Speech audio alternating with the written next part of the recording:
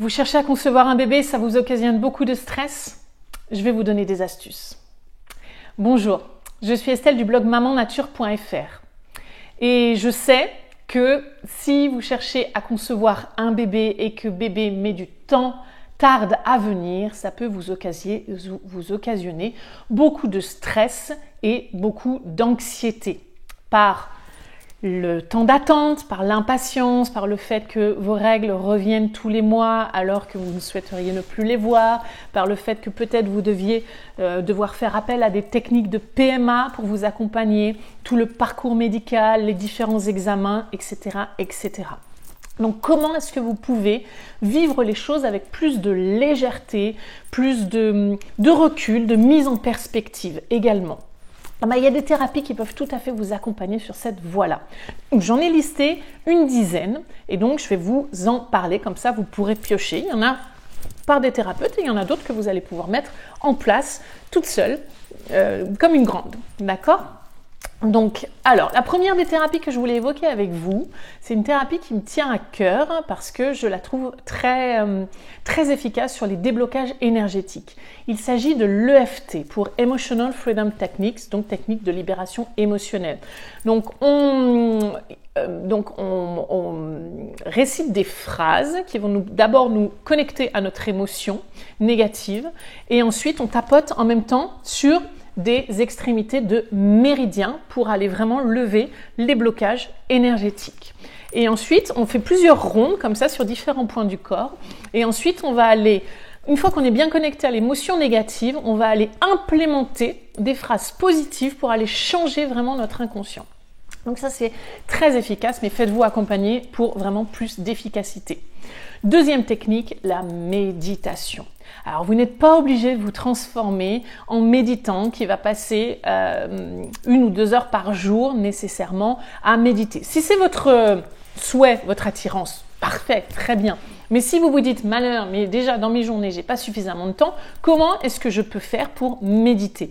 Et pourquoi méditer? Déjà, pourquoi méditer? Pour vous permettre de créer cette paix intérieure à laquelle vous aspirez tellement en vous coupant de vos pensées répétitives, obsessionnelles, incessantes et souvent négatives. On a 60 000 pensées par jour et 90% à peu près de ces pensées ne nous appartiennent même pas.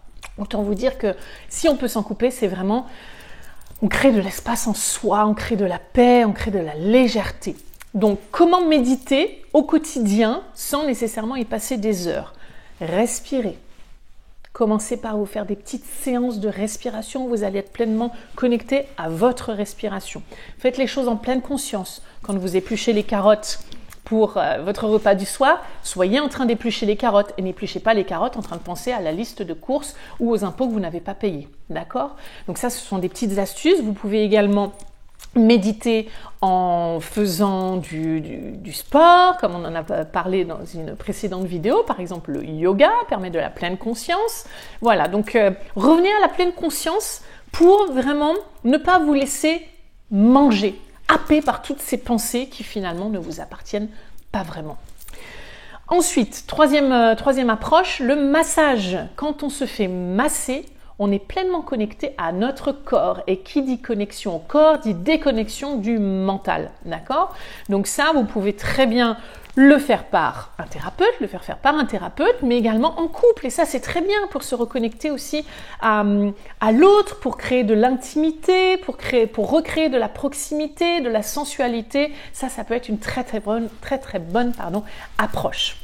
Ensuite, bien entendu, le yoga hormonal. Donc, j'ai parlé dans une précédente vidéo du sport et mon top sport, voilà, que je vous recommande chaleureusement si vous le pouvez, bien entendu, c'est le yoga. Et là, j'aimerais vous parler de yoga hormonal. Et oui, il existe des séances typiquement faites pour aider à réguler les hormones.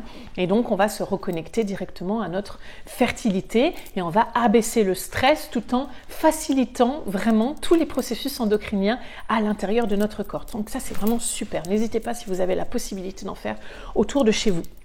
Ensuite, 5e approche, c'est l'aromathérapie, mais pas n'importe quelle branche de l'aromathérapie, l'olfactothérapie. Donc, c'est respirer des huiles essentielles.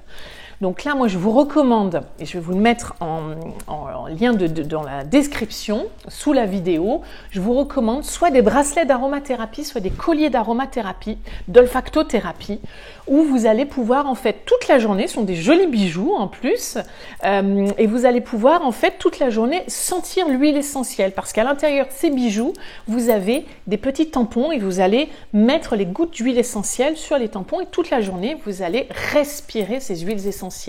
Alors, l'huile essentielle phare pour accompagner la fertilité, c'est la rose, la magnifique rose, précieuse rose.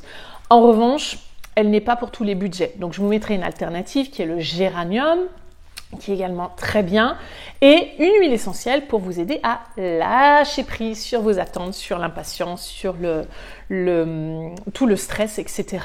Donc ça, c'est l'huile essentielle de Pruche. Donc je vous mettrai ça en dessous. Voilà pour l'olfactothérapie. Ensuite, l'art-thérapie, exprimez-vous par le dessin, peignez, créez, d'accord? Donc, faites sortir ce qu'il y a à l'intérieur de vous et c'est également un très très bon exercice de méditation de pleine conscience. Donc, on en voit fleurir de partout, des mandalas. Donc, il y a même des mandalas spécialement pour la fertilité. Pareillement, je vous mettrai le lien en dessous dans la description de la vidéo. Ne manquez pas ça. Vous allez vraiment faire un exercice de pleine conscience tout en vous connectant à votre potentiel fertile. Donc ça, c'est une très très bonne approche. Ensuite, qui dit art, dit également, donc pas que dessin, pas que peinture, etc.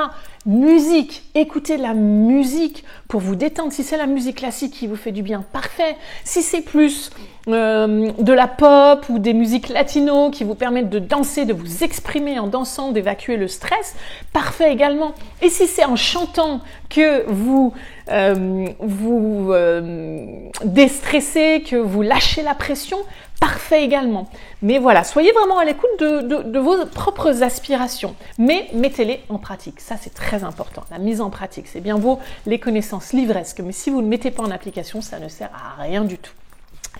Ensuite, donc, bien entendu, tout ce qui est groupe de soutien, cercle de femmes, donc vous retrouvez dans des groupes ou des groupes de thérapie qui vont vous permettre de vous exprimer librement, sans jugement et de rencontrer des personnes qui ont le même parcours que vous et du coup, ça va vous permettre de vous tirer vers le haut et de vous soutenir mutuellement. Donc ça aussi, c'est très très bien. Ensuite, les affirmations positives, bien sûr. Alors ça, ce n'est pas de la roupie de Sansonnet, comme on pourrait dire. C'est très, très puissant si vous savez les utiliser à bon escient. D'accord? Donc oui, c'est très bien de vous répéter des affirmations positives. Encore mieux, c'est de les écrire parce qu'on court-circuite le mental.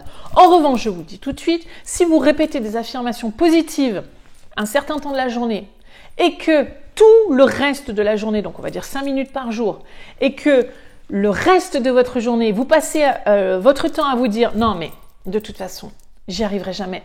C'est pas pour moi. » Vous voyez une femme enceinte et du coup, ça vous impacte négativement en vous jugeant négativement, en vous disant « Mais j'y arriverai jamais, je suis pas capable de tomber enceinte, etc. » Les affirmations positives ne serviront à rien. Non, à ce moment-là, si vous ressentez ça, vous avez le droit de ressentir ça. Mais à la place, vous accueillez vraiment votre émotion et à la place, vous remettez une affirmation positive, d'accord? Une de vos affirmations positives que vous aurez choisies. Je suis en sécurité, je suis parfaitement capable de porter un bébé, de mener une grossesse à terme, d'accoucher d'un bébé en pleine santé. Choisissez vos affirmations positives et au fur et à mesure de votre journée, donc écrivez-les le soir, comme ça vous allez les répéter, ça va vraiment s'engrammer en vous. Et dès que vous êtes confronté à vos anciens schémas de pensée, vous accueillez. Vous les observez et ensuite à la place, vous mettez quelque chose de plus positif, de plus constructif pour vous pour changer vos schémas neuronaux et inconscients. Enfin, la dernière des approches dont je voulais vous parler, que je voulais évoquer avec vous, c'est la visualisation fertile. Donc là, on va directement créer la réalité que vous souhaitez implémenter dans votre vie. On va aller influencer le futur en travaillant sur votre inconscient. Donc là, ce sont vraiment des séances spécifiques, des audios spécifiques, personnalisés, où on va mettre des éléments de votre vie présente et les éléments de votre vie future que vous souhaitez voir apparaître dans votre vie. Et ça reprogramme littéralement votre inconscient. C'est magique, je vous promets. Je me suis formée récemment à cette approche-là pour pouvoir accompagner encore au plus près mes patientes et avoir une approche à la fois énergétique et psycho-émotionnelle pour les aider à lâcher plus de stress, à lâcher plus de tension, à lâcher plus de blocage. Et vraiment, ça les aide beaucoup, beaucoup, beaucoup. Donc, n'hésitez pas, si c'est une approche qui vous parle, qui vous attire, n'hésitez pas à prendre contact avec moi. Je vous mets également dans le lien de description, enfin dans la barre de description, un lien pour me contacter. Donc n'hésitez pas si l'approche vous intéresse. Voilà ce que je voulais partager avec vous aujourd'hui. Donc faites-en bon usage, piochez ce qui vous interpelle, ce qui vous attire le plus, d'accord, ce qui résonne le plus en vous, mais mettez en application, ne vous laissez pas bouffer par le stress et par l'anxiété. C'est totalement, malheureusement, contre-productif et en plus, vous vous empêchez de vivre pendant ce temps-là et c'est tellement, tellement, tellement dommage. Vous pouvez y arriver, vous avez absolument toutes les ressources en vous. Merci de votre écoute, pensez à vous abonner, à commenter, à partager la vidéo et à télécharger votre guide offert juste en dessous. Merci beaucoup, à très bientôt.